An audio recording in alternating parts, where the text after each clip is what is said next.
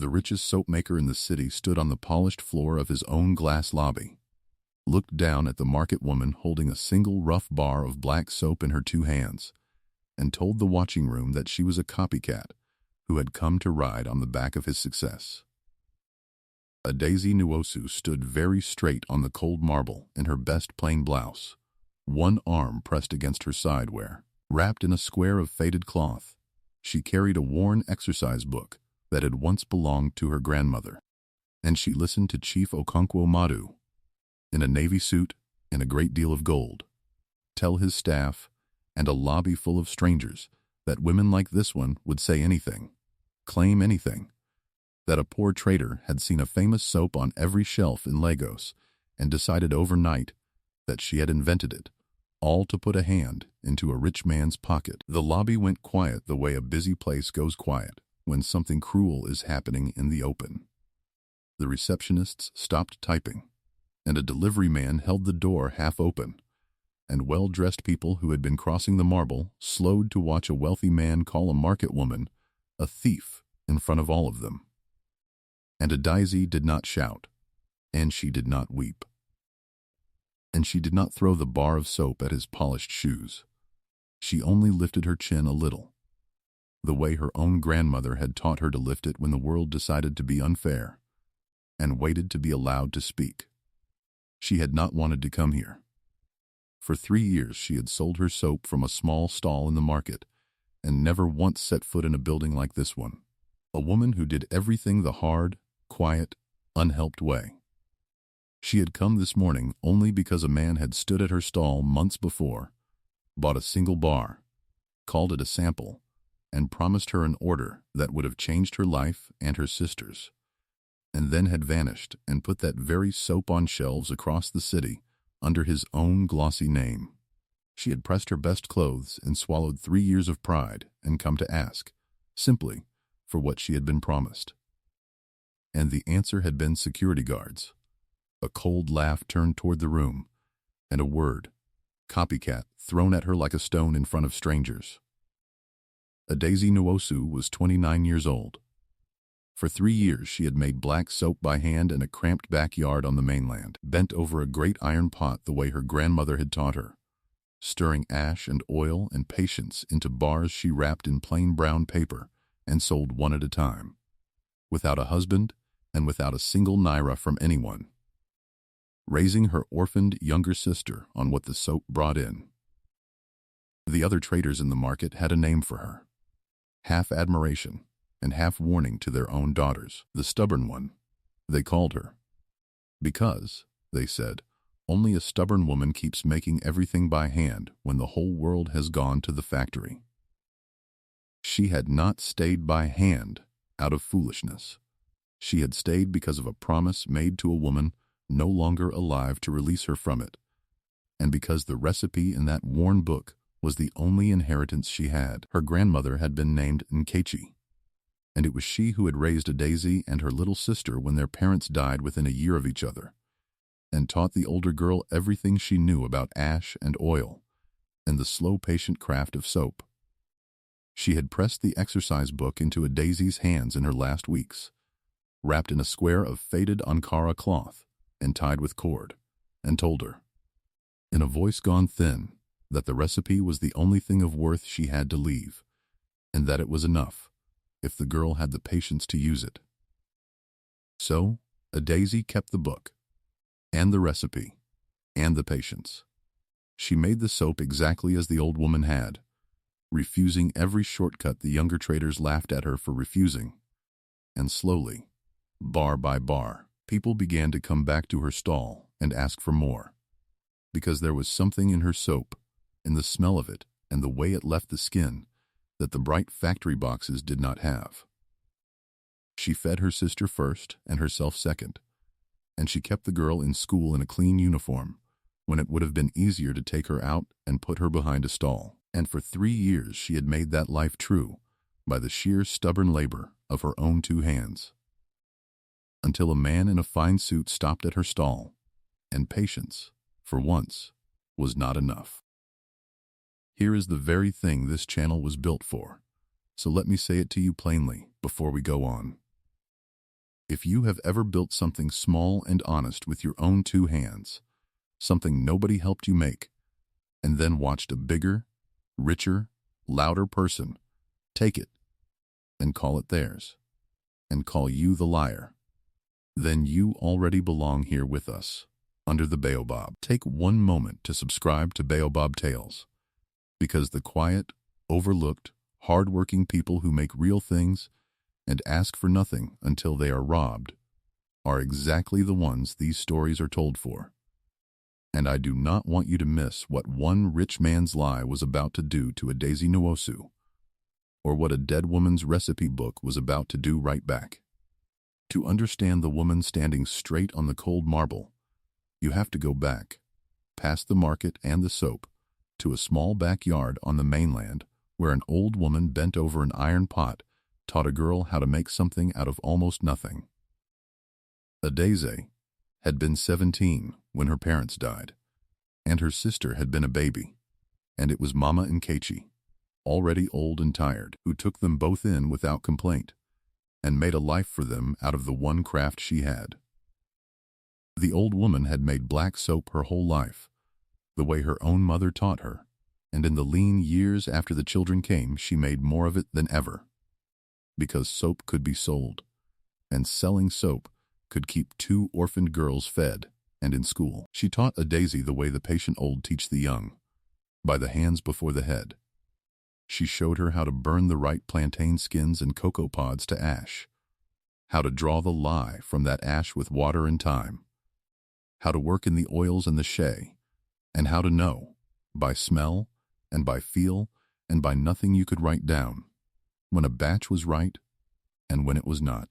And then, because some things must be written, she wrote them in a school exercise book she kept wrapped in cloth, every batch dated, every measure in her careful hand. There was one ratio in particular, a measure of bitter leaf ash worked in with the shea that her own mother had used, and that Adeze had never seen in anyone else's soap, and that one Mama Nkechi underlined twice, and tapped with her finger, and told the girl to guard, because it was the thing that made their soap their own. The old woman had no illusions about what she was leaving behind. She had no money and no land, nothing the world counted as wealth, only the craft and the book. And in her last months, when her hands had grown too weak to lift the paddle, and Adeze did the stirring while the old woman watched and corrected, she made the girl promise 2 things. The first was that she would keep the little sister in school, whatever it cost. And the second was that she would never let anyone make her own 2 hands a lie, never let anyone tell her that what she made with patience and care was worth less than what came bright and cheap out of a factory. Adeze promised both, kneeling by the old woman's chair, not yet knowing how heavily the second promise would one day come due. Mama Nkechi died on a quiet morning in the dry season, and Adeze buried her with what little the traders put together, and grieved her the way you grieve the one person who stood between you and the world. And then, because grief does not pay school fees, she dried her eyes and lit the fire under the iron pot and made a batch of soap, exactly the way the old woman had taught her, the book open on a stool beside her, and carried the bars to the market the next morning, and began the long, stubborn arithmetic of raising a child on soap. For 3 years that arithmetic held. It was not a soft life, but it was an honest one, and there was a fierce private pride in it the gossiping traders never quite saw. She woke before light to stir the pot and stood at her stall through the heat of the day, and she kept her sister in a clean uniform and good shoes and told her, over and over, that learning was the one thing no one could ever take from her. She made the soap by hand exactly as the old woman had, and slowly her little corner of the market became known for one thing: the soap the stubborn one made, the soap that was worth coming back for. It was that small growing name that brought the man to her stall. Adeze noticed him before he spoke, because men like that did not usually walk the soap row of a mainland market, a heavy-set man in a suit that cost more than her stall earned in a year, gold on his fingers. A younger man in a sharp gray suit trailing behind him with a phone. He picked up a bar of her soap and turned it over in his ringed hand, and he smelled it, and something in his face changed. The way a man's face changes when he has found something he did not expect to find. He introduced himself as a businessman in the beauty trade and asked her about the soap, where it came from, how it was made. Adeze, who was proud of her work and saw no reason to hide it, told him the truth, that she made it herself, by hand, from a recipe in her family. He paid for a single bar without bargaining, which no one in that market ever did, and held it up and said, almost to himself, that it was better than very good. Then he told her he ran a company that might want a great deal of soap like this, and that he would take this one bar as a sample to show his people. And he promised her, looking her in the eye with the younger man writing in his phone beside him, that if the sample was what he thought it was, there would be an order, a real order, more soap than she had ever sold in her life, and money to match it. Adeze did not let herself believe it all at once. But she was a woman with a sister to raise and a stall that earned just enough and never more, and the promise of a real order was the kind of thing she had lain awake hoping for, and so she let herself believe a little of it. She wrote the sale in the back of her grandmother's book, the way she wrote every sale. The date, 1 bar, the man in the suit, because an orphan raised by a careful old woman keeps a careful record of everything. She did not know, writing that single line, that she was making the very entry that would one day prove the soap had been hers before it was ever his. The man took the bar in its plain brown paper, told her his people would be in touch, and drove away in a long, clean car. And Adeze went home that night and told her sister that perhaps, their fortunes were about to turn. They did not hear from him. A week passed, and then a month, and the number the younger man had scribbled rang out unanswered, and slowly Adeze folded the hope back up and put it away. Because hope that is fed on nothing has to be put away, or it will eat you. She told herself she had been foolish to believe a rich man's promise, and she went back to her pot and her stall, and did not think about the man in the suit again. Until the morning, some months later, when she walked past the bright shelves of a large shop and saw, stacked in a glossy pyramid with a famous brand's name across every box, her own soap. She knew it the way a mother knows her own child in a crowd. The boxes were glossy, and the name was not hers, and the price was 3 times what she charged. But Adeze picked one up with hands that had gone cold, and opened it there in the aisle. And she smelled it, and it was hers. It was her ash and her shea, and, underneath, faint but unmistakable, the bitter leaf her grandmother had underlined twice. The one ratio there was no other soap in the world that used. Someone had taken her single sample bar and pulled it apart and made it by the thousand in a factory, and put a rich man's name on it, and was selling it across the whole city while she sold hers 1 bar at a time. She read the company name with shaking hands, and though she had never been told it, she knew, with a certainty that sat in her stomach like a stone, exactly which heavy-set man in a navy suit it belonged to. She did not go to him in anger, not at first. She could not quite believe that a man so rich would need to steal from a woman so poor. She told herself there must be a mistake, and that surely, if she explained who she was, he would set it right and pay her what was fair. So she pressed her best clothes, wrapped the recipe book in its cloth, and put it in her bag, not as a weapon, but as proof of who she was, and took the long bus across the city to the tall glass building, with the company's name on it, to ask for what she had been promised. She did not get past the front desk easily. The lobby was all marble and glass and cold air, the kind of place built to make a woman like her feel she had walked in through the wrong door. And the young woman at the desk looked at Adeze's worn bag and her market shoes, and asked, in the polite, cold way such places ask whether she had an appointment. Adeze explained that she needed to see Chief Madhu, that he had bought soap from her, that it was about the soap on the shelves, and the young woman's face closed like a door. She was told the chief was busy, that she could not be seen without an appointment, that perhaps she should write a letter. Adeze said she would wait, and she sat on the edge of a marble seat with her bag on her knees, the way the poor learn to wait, while the cold air moved over her and the well-dressed people came and went and did not look at her. She waited a long time.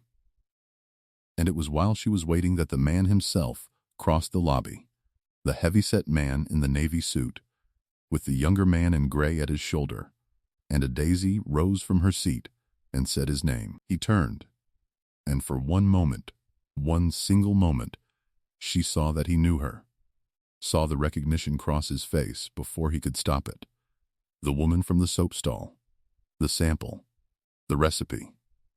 And then she watched him decide, in the space of a breath, what he was going to do about it. He looked at her worn bag and her market clothes and the lobby full of his own people watching, and he chose. And the choosing was the cruelty. What happened next happened fast, and in public, and it was the kind of cruelty that is worse for being calm.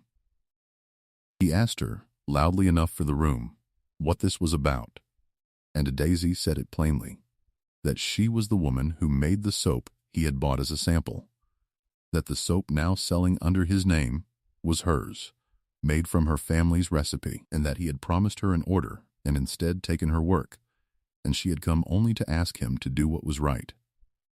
She said it without shouting, holding her bag against her, and she asked, simply, for what she was owed.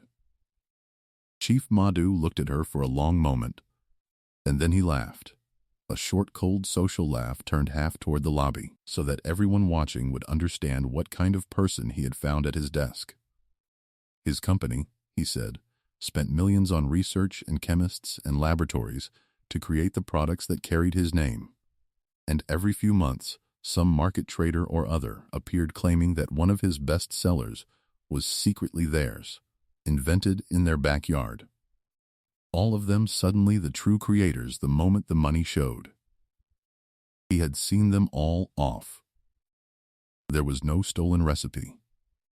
There was only a poor woman who had seen a successful soap on every shelf in Lagos and decided to attach herself to it, and who should be ashamed to come into his building and call him a thief in front of his staff. A woman who made soap in a backyard, he said, with the faintest curl of his lip, did not invent a national bestseller.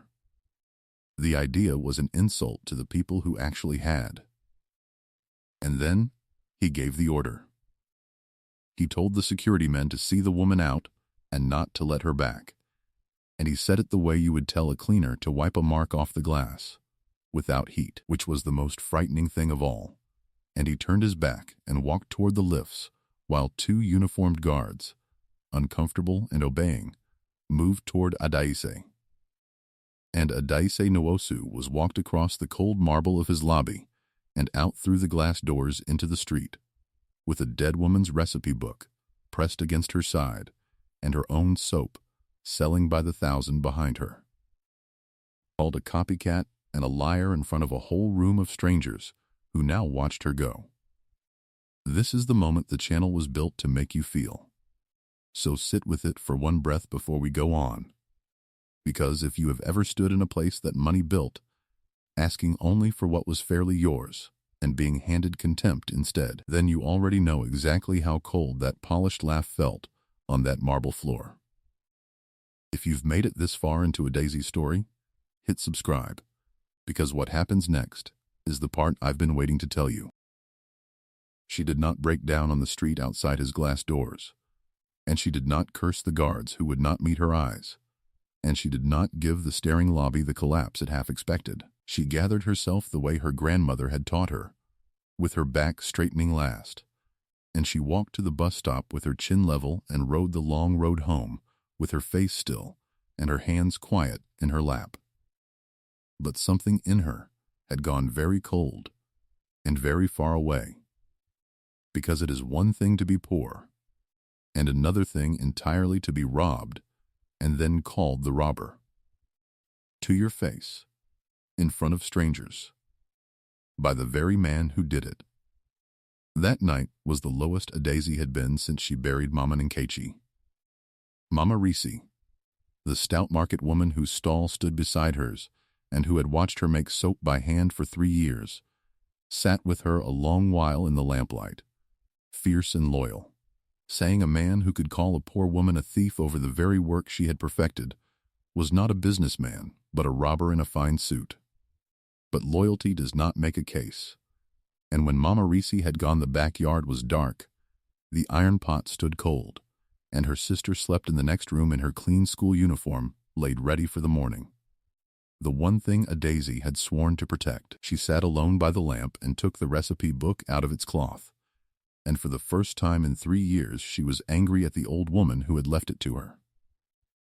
Mama Nkechi had told her the recipe was enough, that patience could not be beaten, that she must never let anyone make her own 2 hands a lie. And here was the lie, sold by the 1,000 under another man's name. And here was a Daisy, walked out of a lobby like a stain wiped off glass, with a book full of dead handwriting, and no power on earth to make anyone believe it.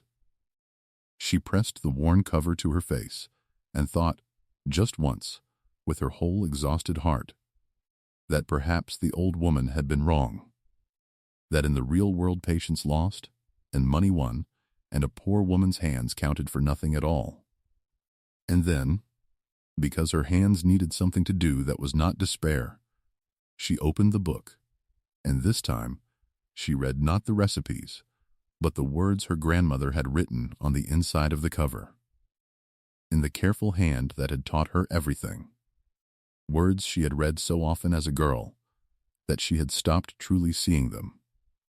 My Daisy, the old woman had written, if you are reading this, I am gone, and this book is all I have to give you, and I am telling you now that it is enough. The soap will always know its own mother. Ash and patience cannot be bought, and a thing made with care carries the hand that made it, and no one, no matter how rich, can make what is yours into a lie, because the truth of it is in the soap itself. So do not be afraid of them. Keep your sister in school. And if anyone ever tries to take what these 2 hands have made, do not fight them small, my child.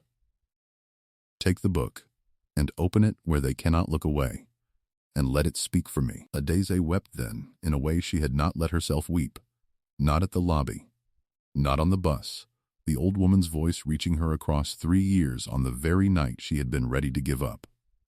Mama Nkechi had written her a shield and slid it into a book she would carry for years without ever truly reading the end of it, and waited, from beyond her own grave, for the night her granddaughter would need it. The truth of it is in the soap itself. Open it where they cannot look away. The old woman had not known about Chief Madhu or his glass building, but she had known her granddaughter, and she had known the world, and she had left her exactly the instruction she needed. There was a difference between begging at a rich man's desk and proving a thing in a room where it could not be denied. And Daisy, drying her eyes, began, for the first time, to think not like a woman who had been robbed, but like a woman who meant to get her own back. But a recipe book full of dead handwriting, however true, is one woman's word against a rich man's millions, and Daisy knew it. She needed someone who could prove that the soap on the shelves and the soap from her pot were the same, and that hers had come first, and she had no idea where such people were to be found. The way to them came, as these things so often do, through the very corner of the world the rich man had despised, the market he was so sure could never have made anything worth stealing. It began with Mr. Adeyemi, the careful man in glasses who ran the little chemist's and printing shop at the edge of the market, who had printed Daisy's brown paper wrappers for 3 years. She laid the glossy box and one of her own bars on his counter, and asked him, plainly, whether he could tell if they were the same. Mr. Adeyemi was offended, quietly and deeply, on her behalf, because he had watched this woman make her soap by hand for 3 years and knew exactly whose work this was. He told her soap could be tested, that its makeup could be read the way a printer reads a page, and that he could see for himself the things that made hers unusual. And he told her something that mattered more, that he had in his shop records the dated orders for every batch of wrappers he had ever printed for her, going back 3 years, long before the glossy boxes appeared. Paper, he said, with the smallest smile, remembers its dates. That was the first thread, and it gave a Daisy something she had not had the night before, which was the beginning of a case. But the thread that turned a sad story into a fight she could actually win came to her 2 evenings later, in the form of a frightened young man standing at the edge of her backyard, turning a cap in his hands, who could barely meet her eyes for shame. His name was Tunde Bello, and he worked, he said, in the laboratory of Chief Madhu's company. And he had come, he said, because he could not sleep. Tunde told her everything, in a low, fast voice, like a man emptying a weight he had carried too long. Some months before, his superiors had given him a single rough bar of black soap, wrapped in brown paper, and told him to find out how it was made and reproduce it exactly. He had failed for weeks, because every time he built the formula the way the factory built its soaps, with the standard oils and bases, it came out close, but wrong, missing something he could not name. And then one night, frustrated, he had stopped trying to make the bar fit the factory and had simply listened to the bar itself, and only then found the strange thing in it. The bitter leaf ash worked in with the shea, the ratio no factory chemist would ever have thought to try. He had built the company's bestseller, he said, not by inventing anything, but by faithfully copying a soap someone else had already perfected, and he had known, building it, that he was copying a real person's real work. He had just not let himself think about who. And then, he had seen her, in the lobby, the day the guards walked her out. He had heard the chief call her a copycat, and recognized, with a lurch in his stomach, that the woman being called a thief was the very person whose soap he had been ordered to steal. He had said nothing, because a junior technician who needs his job does not contradict the owner of the company, and he had gone home and been unable to eat, because he knew for a fact it was not a lie. And there was one more thing, he said, his voice dropping. When the copying was done, he had been told to destroy the original sample bar and its wrapper to get rid of the evidence of where the soap had come from. And he had not been able to do it.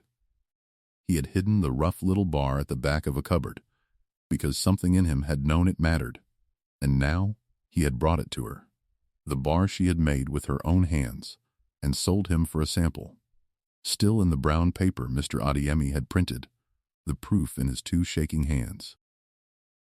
Adeze listened to all of it standing very still, and when Tunde had finished she did not thank him in the soft way of a woman who has been rescued. She asked the only thing that mattered. Would he say it, all of it, out loud in a room, to people who needed to hear it? And Tunde, who had clearly been asking himself that same question for nights on end, was quiet for a long moment. And then he said yes. He said the chief could sack him and he would find other work, but he would not be the kind of man who keeps quiet to keep his job while a woman is robbed of everything in front of him. He was tired, he said, of being that man. And then he told her the thing that turned a fight she might win into a fight she could win in front of the whole city. The company was about to stage a great relaunch of the very soap, a glittering event for press and investors, because the product had done so well that the chief meant to raise more money on the back of it and expand. There would be a stage, and lights, and journalists, and the people whose money the company wanted, all gathered in one room to watch Chief Madhu crown himself the genius behind his bestseller. If there was anywhere the truth could be made to stand where no one could throw her out, Tunde said, it was that room. And then he said one more name. carefully, because it frightened him. Emeka, the chief's nephew, the polished man in gray who had trailed him to her stall, who ran the company's marketing and was staging the whole relaunch, and who, Tunde had come to understand from the quiet talk of the offices, needed the soap's true origin buried more desperately than anyone alive.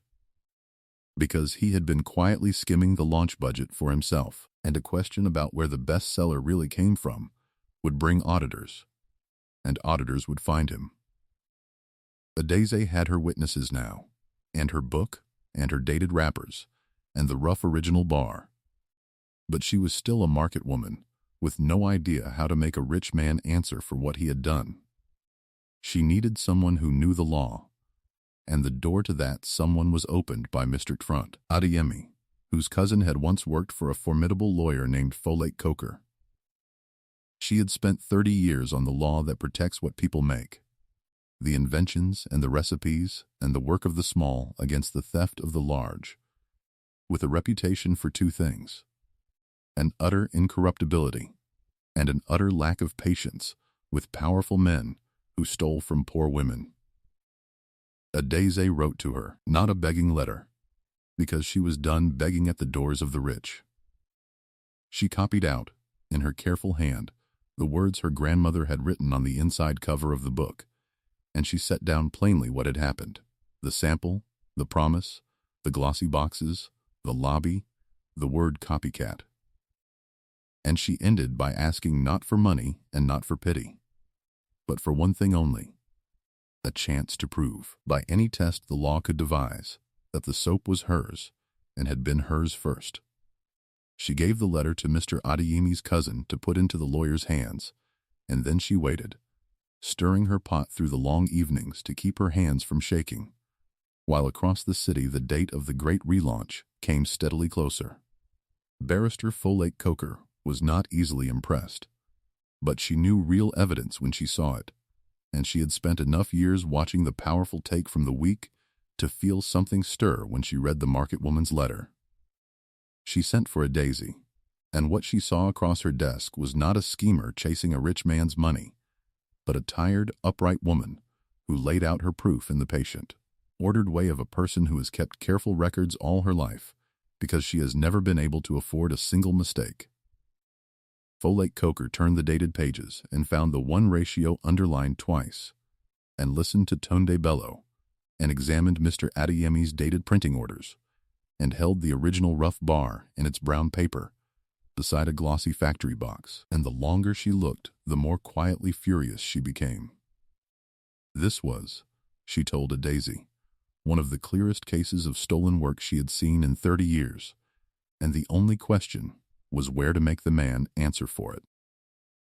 And here Adeze said the thing she had been turning over since the night she read her grandmother's words. Not in a quiet office, she said, and not in a slow court years from now.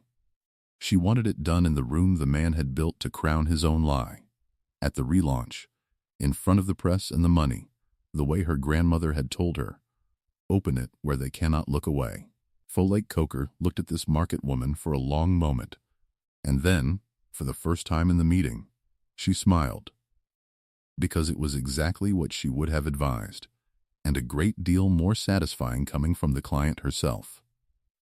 She made her arrangements with the quiet of a woman who has done this before, and let the chief and his nephew go on building their glittering stage, never suspecting that the woman they had walked out of the lobby was about to walk back in through a door they could not lock.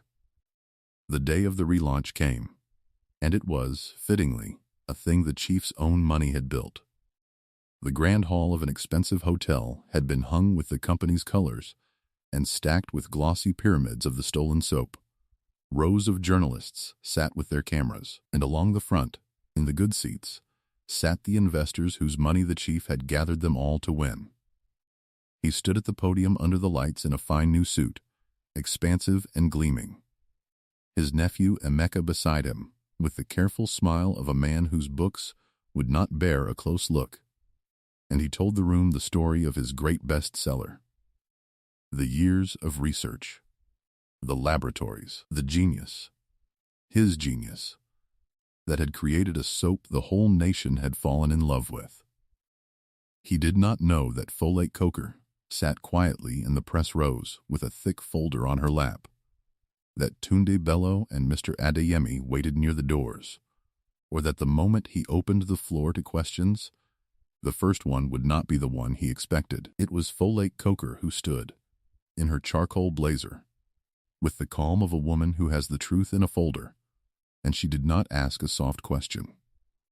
She asked the chief, clearly, into the microphones and the cameras, whether he would care to tell the room where the recipe for his famous soap had truly come from, and whether the name Adaeze Nwosu meant anything to him. And before he could gather an answer, the doors at the back of the hall opened, and Adaeze walked in her best plain blouse and wrapper, with her grandmother's book wrapped in faded cloth held against her, and walked the length of that bright hall through the turning heads and the lifting cameras, and stood, for the second time in her life, in front of Chief Okonkwo Madu, this time in a room he could not throw her out of.